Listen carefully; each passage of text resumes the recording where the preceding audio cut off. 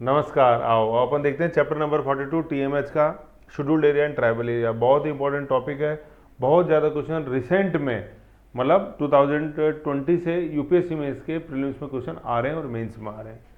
Scheduled area and tribal area, okay.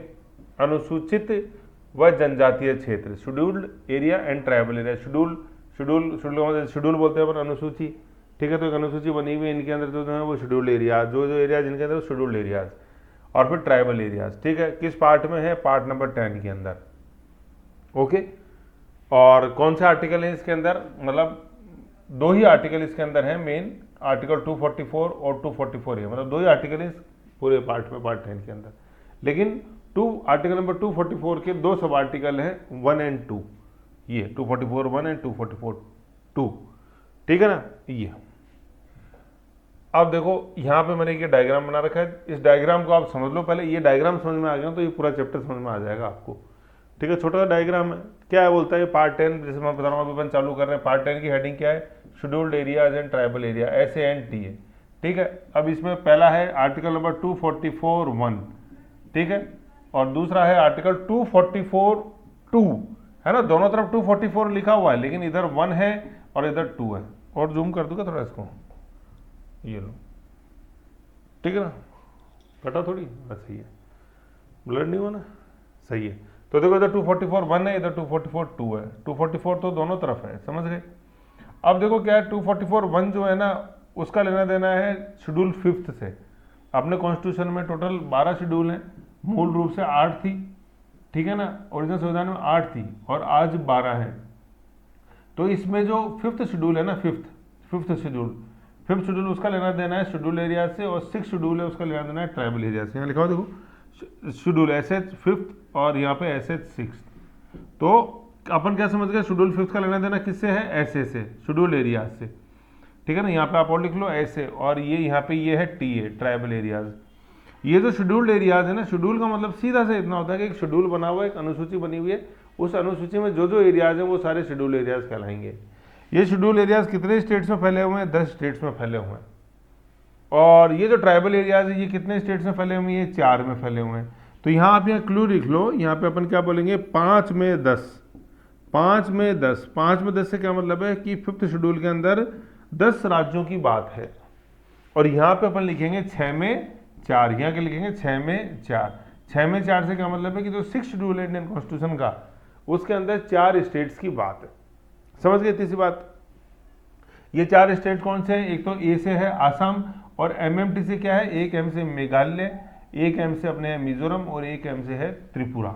यहाँ पे आप साइड में करके लिख लो नॉट बराबर मणिपुर, मणिपुर इसमें नहीं है। और यहाँ यूँ कर दो आप, यहाँ सीधा सा करके लिख लो tribal not equal to Manipur, कि मणिपुर में ट्राइबल नहीं है। यहाँ पर सिर्फ इसके हिसाब से लिखना, बाकी तो वहाँ ट्राइबल है ही। जो अपन जैसे देखते हैं कि जो वहाँ पे सिविल वार वाली सिचुएशन है, इनर लाइन परमिट वाला कॉन्सेप्ट हो, तो मणिपुर में ही है कि नहीं, ऐसे, ठीक है। तो लेकिन यहाँ शेड्यूल 6 के संदर्भ में अपन देख रहे हैं ट्राइबल नहीं है, कहाँ? मणिपुर में, समझ गए। बाकी MMT, वही HMT MMT, तो यहाँ पे एक M से क्या है अपने मेघालय, दूसरे M से मिजोरम, और तीसरे M से त्रिपुरा। MMT जहाँ जैसे यूज आ रहा है ऐसा ध्यान रखना है इसको हम लोगों को। और ये 10 कौन से राज्य, अभी मैं आपको मैप दिखा देता हूँ। तो ये एक बेसिक अपने को क्या स्ट्रक्चर है अपने पार्ट 10 का, ये आपके जहन में बिल्कुल फिट हो जाना चाहिए। इसमें बस ऐसे और TO लिख लो यहाँ पे। तो शेड्यूल एरियाज का संबंध है आर्टिकल नंबर 244(1) से, और ट्राइबल एरिया का संबंध है आर्टिकल नंबर 244(2) से। शेड्यूल 5 का संबंध है आर्टिकल नंबर 244(1) से। ट्राइबल एरियाज का संबंध है आर्टिकल नंबर 244(2) से। शेड्यूल एरियाज का संबंध है 10 राज्यों से, है, या यूं कह लो 5th शेड्यूल का संबंध है 10 राज्यों से। ट्राइबल एरियाज का संबंध है 4 राज्यों से, या यूं कह लो 6th शेड्यूल का संबंध है 4 राज्यों से। समझ गए? ये चीज आपको ध्यान में रखनी, बहुत इंपॉर्टेंट ये है। ये समझ गए ना, तो आप आधी से ज्यादा लड़ाई आपने जीत ली। समझ गए? सारी कहानी बस इसी की है। अब अपन आगे चलते हैं। देखो ये जो चीज मैंने बोली ना, वही यहाँ पे लिखी हुई है। क्या? बस कहानी सारी अब यही चलेगी। बस अब तो मोटा मोटा ये चीजें तो जो है वो चलती रहेंगी, बाकी बेस ये है, फ्रेम समझे। आर्टिकल नंबर अपन ने देखा 244(1) शेड्यूल एरियाज, कौन से? शेड्यूल 5th, है ना। यहाँ पे लिख लो 5 में 10, 6 में 4, ठीक है। आर्टिकल नंबर 244(2), देखो मैं बार बार कह रहा हूँ, ये 244A नहीं है, 244A तो आर्टिकल अलग ही आएगा, समझ लो। अभी अपन 244 ही देख रहे हैं। 244 सब आर्टिकल 1, सब आर्टिकल जो होते हैं ये ब्रैकेट में लिखे जाते हैं, और जो मेन आर्टिकल होता है ये विदाउट ब्रैकेट लिखा जाता है। देखो ये ए विदाउट ब्रैकेट लिखा हुआ है ऐसे। तो 244 शेड्यूल एरियाज और 244 टू ट्राइबल एरियाज। ठीक है, अब अपन देखते हैं शेड्यूल 5। शेड्यूल 5 में किन की बात है? शेड्यूल एरियाज हैं, शेड्यूल ट्राइब के एडमिनिस्ट्रेशन कंट्रोल की बात है। ठीक है, और शेड्यूल 5 के अंदर क्या कौन से ये 4 राज्य नहीं है, नॉट इक्वल टू क्या, यही असम, मेघालय, मिजोरम और त्रिपुरा। असम, मेघालय, मिजोरम और तीसरे त्रिपुरा। और शेड्यूल 6 में किन की बात है? Tribal areas. किन के अंदर? ये जिन पे शेड्यूल 5 लागू नहीं है वो शेड्यूल 6 में आ गए। बात इतनी सी सीधी सी ऐसे। शेड्यूल 5 में लिखा हुआ है कि 10 राज्यों में है, लेकिन इन राज्यों को छोड़कर ट्राइबल पॉपुलेशन तो इनमें भी है, AMMT में भी, तो 5 में नहीं है लेकिन AMT। तो फिर AMT को कहाँ कर दिया अपन ने? 6 शेड्यूल में रख दिया, अलग से स्पेसिफिक शेड्यूल बना दिया अपन ने इनके लिए, AMT के लिए। नाराज होने की कौन सी बात है? 5th में नहीं रखा तो भैया तुम्हारे डेडिकेटेड 6 दे दिया ऐसे। ओके, और आर्टिकल नंबर 244A में ए लिखा हुआ है ना, तो ए में यहाँ पे सिर्फ आसाम की बात है, ओनली आसाम। पूरा आर्टिकल सिर्फ आसाम को डेडिकेटेड है। देखो आसाम यहाँ भी है, शेड्यूल 6 में भी है, 244(2) के अंदर भी आसाम है ना। और 244A जो है मेन आर्टिकल, 244(2) तो सब आर्टिकल है, 244 ये तो मेन आर्टिकल, ये तो सारा दिया है वही आसाम को है। आसाम के अंदर ट्राइबल एरियाज है, वहाँ पे ऑटोनोमस रीजन्स मतलब ऑटोनोमस डिस्ट्रिक्ट्स की बात है, स्वायत्ता से जिले अभी अपन देखेंगे। और वहाँ की state legislative assembly, council of minister, state legislative assembly में जो काउंसिल ऑफ मिनिस्टर होते हैं वहाँ पे यहाँ से मंत्री होना जरूरी है इस ऑटोनोमस रीजन से। अभी अपन देखेंगे, बहुत इंपॉर्टेंट है ये तो। ठीक है, तो यहाँ अपन ने ये समझा। अब मैं बार बार एक चीज़, अब देखो अभी समझते हैं अपन शेड्यूल्ड एरियाज का एडमिनिस्ट्रेशन कैसे है। पहले अपन ये जान लेते हैं, मैंने बताया 5 में 10 की शेड्यूल्ड एरियाज जो है ये 10 राज्यों के अंदर फैले हुए हैं, और ट्राइबल एरिया 6 राज्यों के अंदर फैले हुए हैं। 6 का नाम, सॉरी शेड्यूल 6 के जो है वो 4 राज्यों में फैले हुए हैं। 4 राज्यों के तो नाम अपने देख लिए, लेकिन शेड्यूल 5 जिनमें फैला हुआ है ना वो 10 राज्य अपन देख लेते हैं पहले। तो ये देखो ये 10 राज्यों के नाम भी आ गए। शेड्यूल एरियाज स्टेट 10, ये 5 में 10 मैंने बताया। अब ये है कैसे कैसे, देखो अपन को याद रखना है इसको एक फ्लो में। सबसे ऊपर देखो अपन को ये देखते हैं, इनकी एक लिस्ट और है, मैं आपको दे दूंगा, अभी देख लेते हैं। ये हिमाचल प्रदेश अपन जैसे देखते हैं तो हिमाचल प्रदेश ये इधर आ गया। ठीक है, फिर अपन जैसे एक हिमाचल प्रदेश, दूसरा अपने ये अपना राजस्थान। ठीक है, अब देखो ये लगभग अपन को पढ़ने हैं। तीसरा मध्य प्रदेश, सॉरी तीसरा गुजरात, चौथा मध्य प्रदेश, पांचवा छत्तीसगढ़, छठा अपने ये हो गया झारखंड, और 7वां हो गया उड़ीसा। यूं फ्लो में पढ़ना है। तो पहला हिमाचल प्रदेश, दूसरा राजस्थान, तीसरा गुजरात, चौथा मध्य प्रदेश, 5वां छत्तीसगढ़, 7वां झारखंड, छठा नहीं, पहला हिमाचल प्रदेश, दूसरा राजस्थान, तीसरा गुजरात, चौथा मध्य प्रदेश, 5वां छत्तीसगढ़, छठा झारखंड, 7वां उड़ीसा। 7 हो गए। 8 आएंगे मध्य प्रदेश, 9 आएंगे अपने आंध्र प्रदेश, और 10 आएंगे तेलंगाना। हो गए 10 के 10 ऐसे शेड्यूल्ड एरिया। अब देखो उसमें जहाँ स्टूडेंट सब ज़्यादा कन्फ्यूज होता है ना, ये जम्मू कश्मीर में, जम्मू कश्मीर लद्दाख के अंदर कोई शेड्यूल्ड एरिया नहीं है, ये टोटल 10 नहीं है। समझ गए, ये चीज़ है शेड्यूल्ड एरिया। और ये तो 5 शेड्यूल नंबर 5 की है, और शेड्यूल नंबर 6 ये तो ग्रीन में दिखा रखा है। तो इसमें मैंने बताया था AMMT। तो ए से है आसाम, ये दिखा हुआ, फिर एम से मेघालय, देन दूसरे एम से मिजोरम, और फिर त्रिपुरा। इधर ये मणिपुर के अंदर नहीं है, नागालैंड में नहीं है ट्राइबल एरिया, 6 शेड्यूल वाले। ठीक है ना, ये ध्यान रखना है। और शेड्यूल 244A 244A जो है ये पूरा आसाम को डेडिकेटेड है, ऐसे अपन को ध्यान में रखना ही है। ठीक है, और देखो ये जहाँ ना जैसे राजस्थान में, जैसे आप देख रहे हो, तो राजस्थान में मैं आप देखो आपको राजस्थान के संदर्भ में बताता हूँ। तो राजस्थान, पूरे राजस्थान के अंदर ये पिंक कलर नहीं भरा हुआ है, देखो ये इधर इधर ही भरा हुआ है। तो राजस्थान के जैसे अंदर अपन देखते हैं 2 डिस्ट्रिक्ट्स तो पूरे डेडिकेटेड है, पूरा इंक्लूडेड है अपने शेड्यूल एरियाज के अंदर। 2 कौन कौन से, एक तो है डूंगरपुर और एक है बांसवाड़ा। ठीक है, और जो पार्शियली है वो एक सिरोही है, उदयपुर है, और चित्तौड़ है, ये पार्शियल है 3 ऐसे। पार्शियल मतलब कुछ तहसील है, डूंगरपुर बांसवाड़ा तो पूरा का पूरा है, और इनकी कुछ तहसीलें हैं, किसकी, सिरोही, उदयपुर और चित्तौड़ की कुछ तहसीलें शेड्यूल एरियाज है ऐसे। ठीक है, तो ऐसे जैसे आप हिमाचल प्रदेश में पूरे में नहीं है, ऊपर है लाहौल स्पीति, यहाँ पे है। गुजरात में देखेंगे अपने ये इधर है, MP में देखो, अब ये देखो इधर। अब देखो इसमें आप जैसे देखोगे ना, तो आप एक चीज़ समझ में आएगी कि ये एरिया जो है ना, खासतौर पर मध्य भारत वाले, ये जुड़े हुए हैं आपस में। तो ट्राइबल पॉपुलेशन क्या है, ये एक कॉरिडोर है पूरा, है ना ऐसे। तो ये देखो बस हिमाचल प्रदेश को अलग कर दो आप ऊपर, ये अलग कर दो देखो, और बाकी देखो ये राजस्थान वाला आ गया।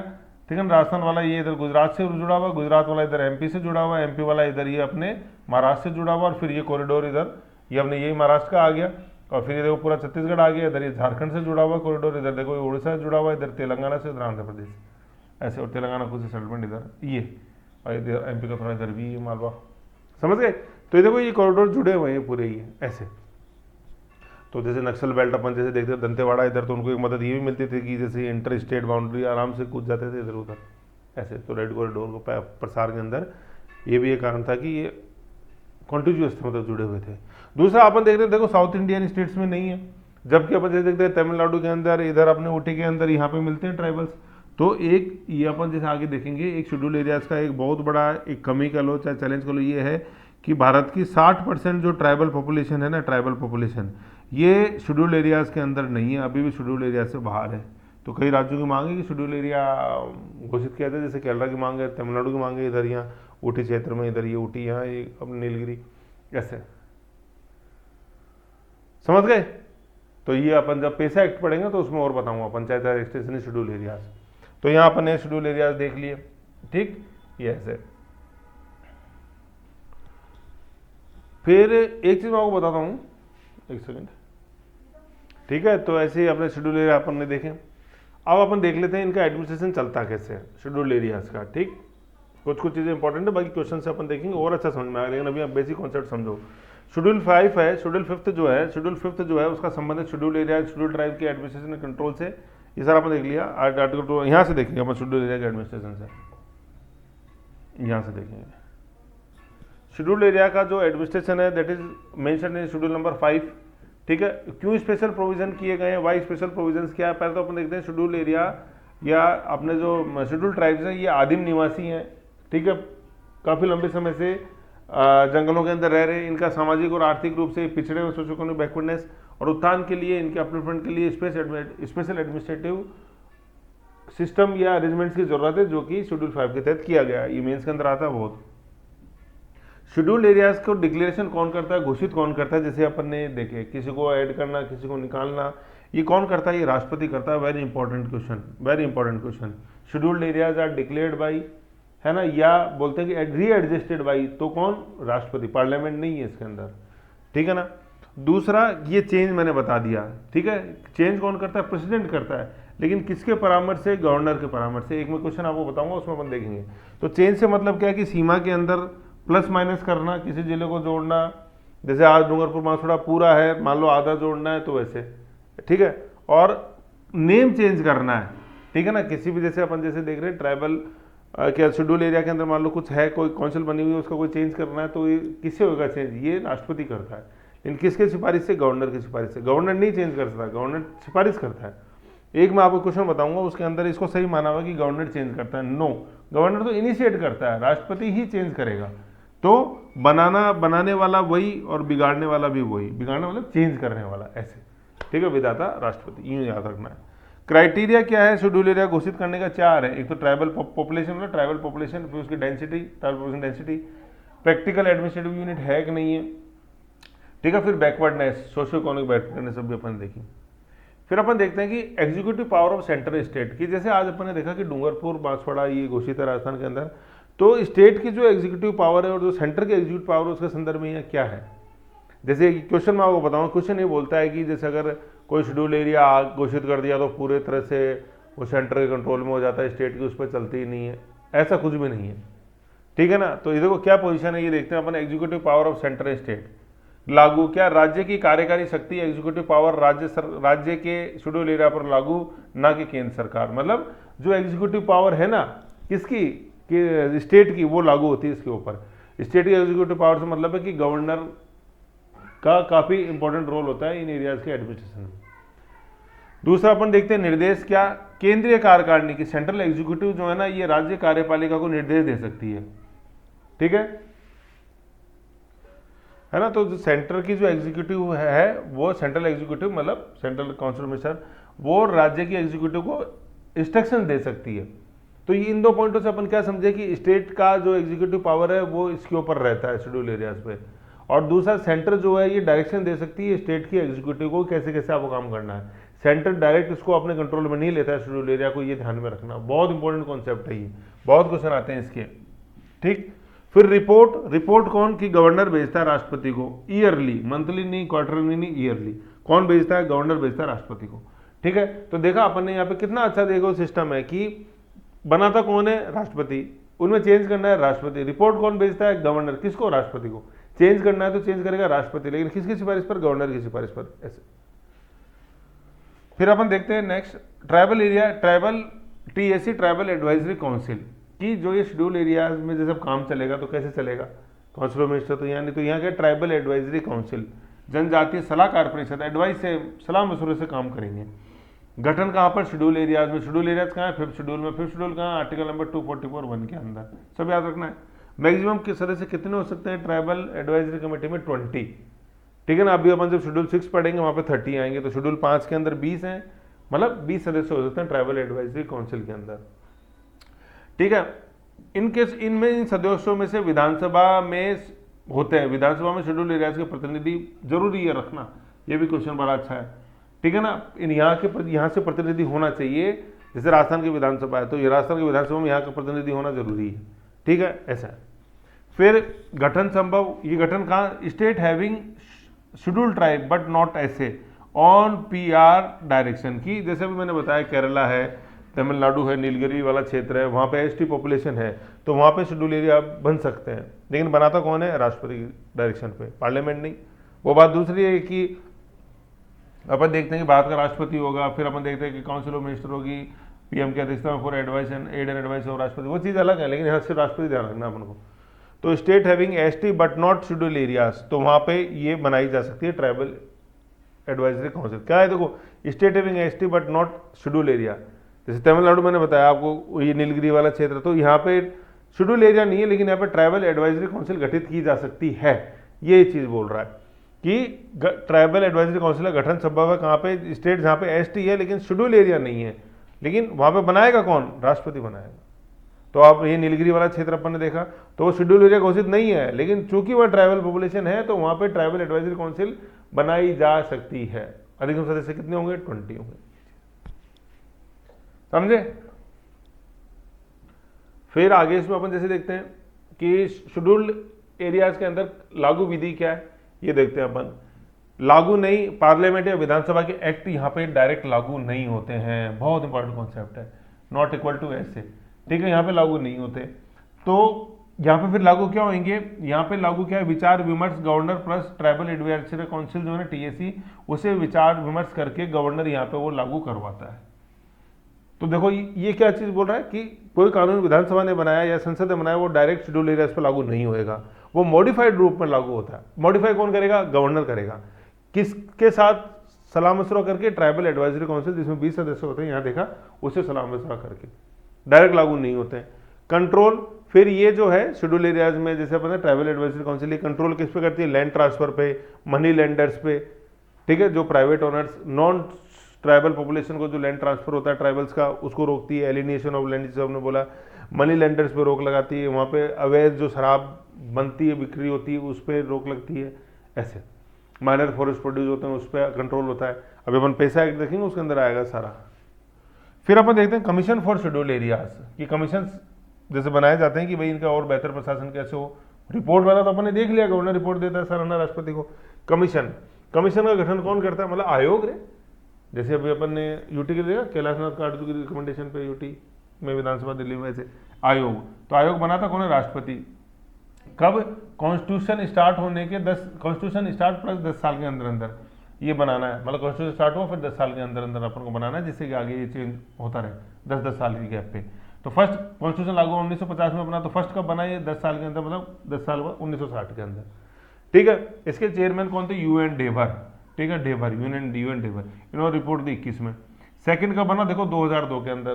तो शेड्यूल एरियाज के विकास नहीं होने का कारण देखो ये भी है, देखो करबंद 40 साल बाद। कॉन्स्टिट्यूशन ने क्या बोला था? 10 साल बाद, हर 10 साल में होना चाहिए, 70 में होना चाहिए था, 80 में होना चाहिए, 90 में होना चाहिए था, फिर 2002 के अंदर, मतलब चौथा हो जाता है यहाँ तक तो, लेकिन दूसरा ही आया।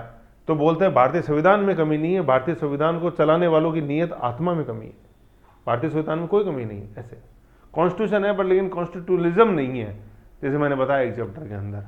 संविधान है लेकिन संविधानवाद नहीं है। ये कहाँ माना आपने संविधान की?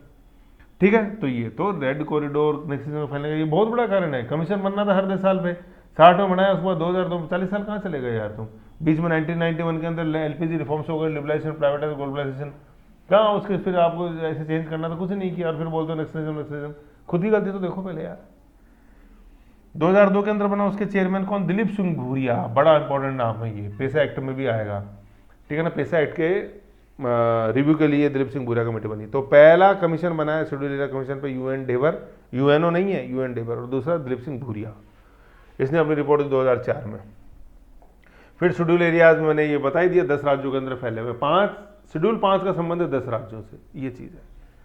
ओके, तो ये इतना शॉर्ट एंड स्वीट है शेड्यूल एरियाज के अंदर। नेक्स्ट अपन देखेंगे ट्राइबल एरिया, शेड्यूल 6 मतलब नेक्स्ट फाइल के अंदर शेड्यूल 6 है ना। तो यहाँ मैंने शेड्यूल एरिया देखे, मेन क्या है शेड्यूल एरिया कि आर्टिकल, मतलब सबसे पहले तो पार्ट 10 के अंदर है, ठीक है, और पार्ट 10 के अंदर अपन ने 2 आर्टिकल मेन देखे, 244(1), 244(2). 244(1) का संबंध है शेड्यूल एरिया से जो भारत के 10 राज्यों में फैले हुए हैं। वो 10 राज्य जैसे अपन देखेंगे तो पहला हिमाचल प्रदेश, दूसरा राजस्थान, तीसरा गुजरात, चौथा मध्य प्रदेश, 5वां छत्तीसगढ़, है ना, छठा अपने झारखंड, 7वां उड़ीसा, 8वां मध्य प्रदेश, 9वां आंध्र प्रदेश और 10वां तेलंगाना।